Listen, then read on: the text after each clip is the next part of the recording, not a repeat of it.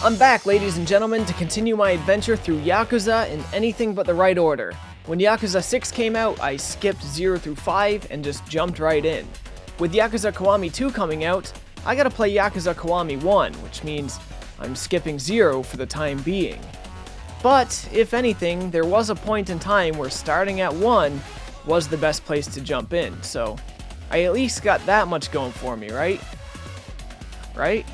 As stated earlier, my experience with Yakuza so far has been incredibly limited. On that note, I clearly did not play the original, so I will not be comparing the two releases. Instead, this review is done from the perspective of a relative noob, and will mostly be useful for other relative noobs. So here we go. Releasing on the PS4 in August 2017 as part of a 10-year anniversary celebration, with plans to release on PC forthcoming, Yakuza Kiwami is a massive overhaul of the original game, improving nearly all aspects of its presentation, as well as adding more content to aid in making the plot easier to understand and better tie the prequel to the events of this game.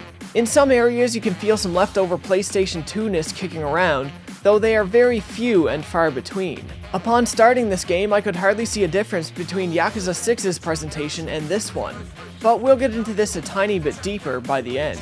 First off, let's start this review where I start all of my reviews, with the story. To my surprise, a lot of events in Yakuza 6 parallel the events in this entry, and I feel this was definitely done on purpose to give Yakuza 6 a stronger feeling of coming full circle, though sadly due to the order I played them in, I couldn't experience this in the moment, so I just have to appreciate it now from afar. The game starts with a somewhat bashful and almost insecure seeming Kiryu Kazuma. That's right.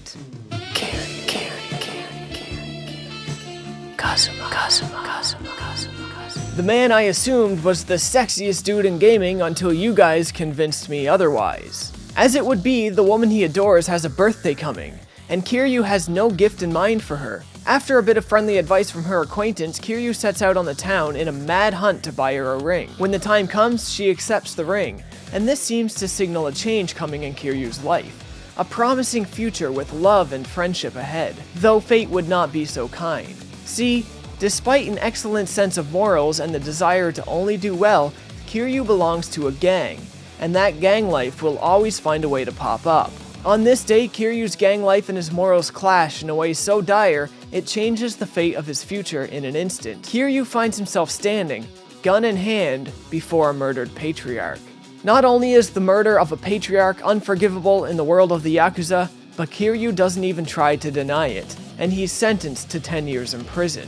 When Kiryu does get out of prison, he finds his city and the gangs are not quite what they used to be. Tensions run high as a large sum of money has gone missing, yet that doesn't prove to be the only mystery abound. Kiryu comes across a young girl named Haruka in desperate search of her mother, while members of other gangs seem to take an interest in her. Reading this back, it almost floors me how much of those details can be directly carried over to Yakuza 6's description. Though despite many plot points being similar, this game feels wholly unique unto itself, thanks to its characters and situational writing. The adventure, though a tad on the short side, plays out at a great pace, offering up numerous touching moments, shocking plot twists, riotous laughs, knuckle-biting bosses, and a true sense of fulfillment upon its completion. Not joking at all, when you finish a Yakuza game, when you put that down, you feel like you've truly accomplished something. It just feels damn good. There were moments in this story that absolutely gave me goosebumps, or choked me up, or warmed my heart. Nothing about the story of this game left me feeling unfulfilled, and like last time with Yakuza 6, I can't sing the praises of the story high enough. There's more to the adventure than the main story, of course. There's still a load of great sub-stories to shape out the town and make it feel more lived in. Mini-games are present and plentiful, though the arcades are more limited than later entries. Thankfully, what's on offer here is still fun, and there's a lot of depth to a lot of it. Some of them even offer 2-player mode launchable from the main menu. Possibly my favorite of all of the side content was this weird yet fun rock, paper, scissors based RPG card collecting game where sexy bug ladies wrestle each other. This is the typical offbeat Yakuza comedy and quirkiness I've come to love. It absolutely just tickles my butt. This time around we also have Majima everywhere. That's right. Goro. This dude is fucking nuts. Majima Everywhere is a kind of weird questline all on its own. Majima has sworn to be your mortal rival until you regain all of your lost abilities. To help you regain your abilities, he attacks you anywhere and everywhere. Every time you fight him, you work on gaining new skills for Kiryu's dragon fighting style. So on the note of fighting styles, let's get into the combat. Because this is where Yakuza 6, my first experience with the series, deviated most from the older entries, and where this one surprised me the most.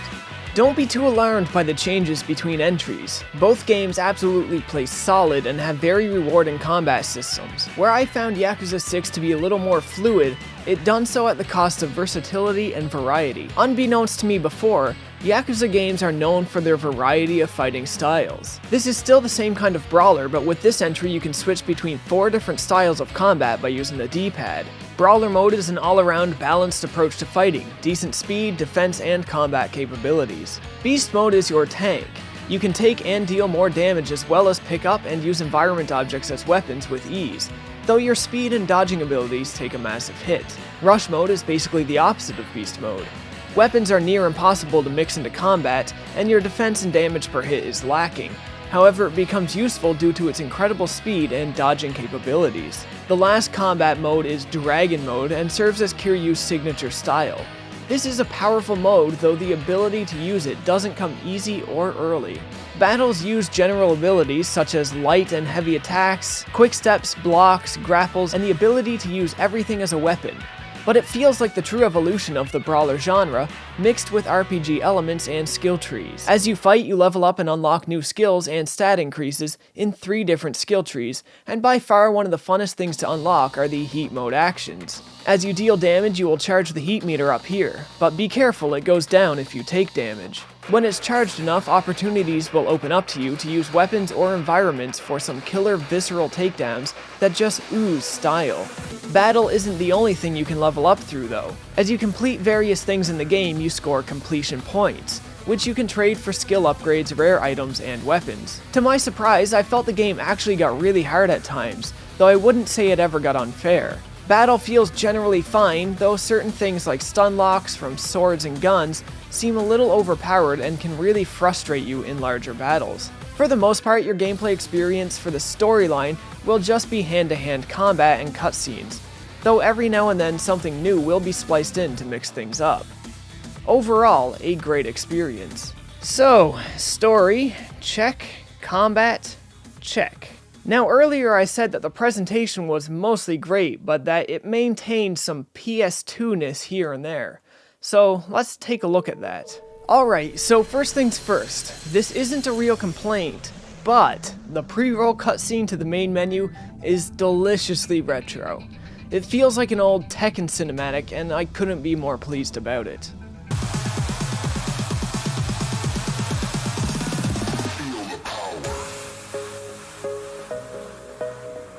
Though I enjoy this kind of retroness, it pops up every now and then in the directing of some cutscenes throughout the game, and they definitely kind of stick out there. Occasionally there will also be some really poorly aged sound effects, but even these are uncommon.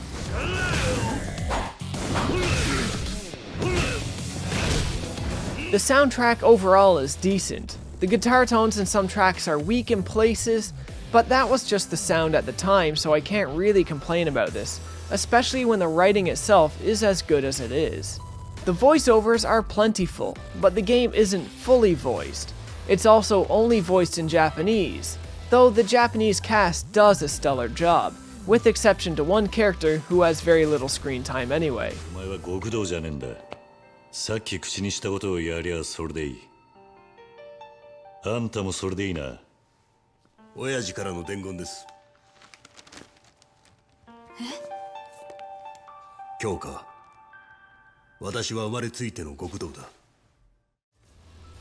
Translation is mostly excellent, but there will be a couple typos here and there.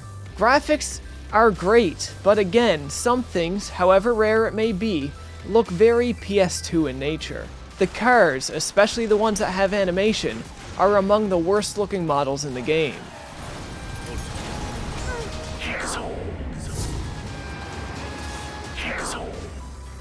The one thing visually I found consistently awful was the draw distance and pop-in, especially on NPCs. Some of these guys are just scary to look at before their textures fully load in. Just adopt tunnel vision, don't look at anything, keep your head down and run forward, you'll be fine. But otherwise, 1080p, 60 frames per second, mostly fantastic visuals and performance.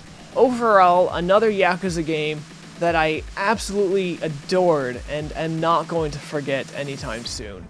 If you guys thought a bit of poppin' would stop me from loving this game, you got another thing coming.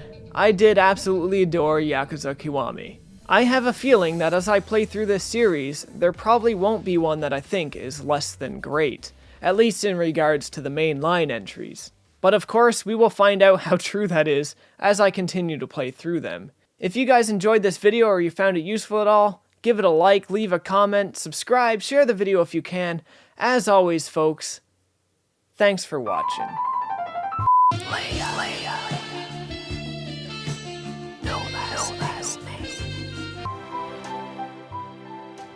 If you guys enjoy what I do, maybe you want to consider supporting the content on Patreon, where you get early access to nearly all of my videos. As always, thanks to all of you who are already there, and continue to support what I do going forward.